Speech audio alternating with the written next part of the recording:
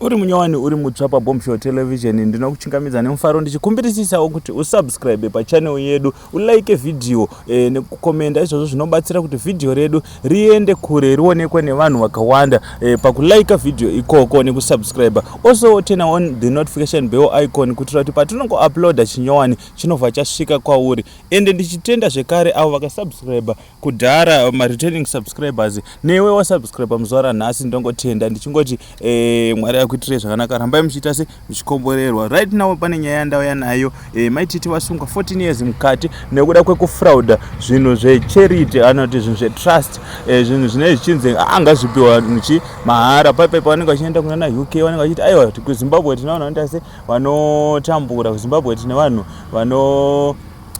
vanotambudzika zvekuti vamwe vacho vanenge vasina pekugara. Vomboenda kuna Mount Upton uko vachibudisa mavideos vachiratidza varungu onzwa tsitsi kana madhona obva avapa zvinhu izvezvo zvotadza kusvika. So pane vanhu vakazoita follow up kuti Mai Tt vaimbonyatsofamba sei pakuita zvinhu zvavo, ndo pakuzooneka kuti no, pava pakaitwa fraud, and fraud idzi mahwani hazina kuzopera zvakanaka. Vakatadza kuprova kuti zvakafamba sei uye zvakasvika kupi. Zvimwe zvacho zviri kutozonzi zvakaonekwa kumba kwavo vakatozvishandisa, zvimwe zvacho vakatengesa. So right now ndo update yandinayo muzuva ranhasi. Tell us what do you think in the comment section below.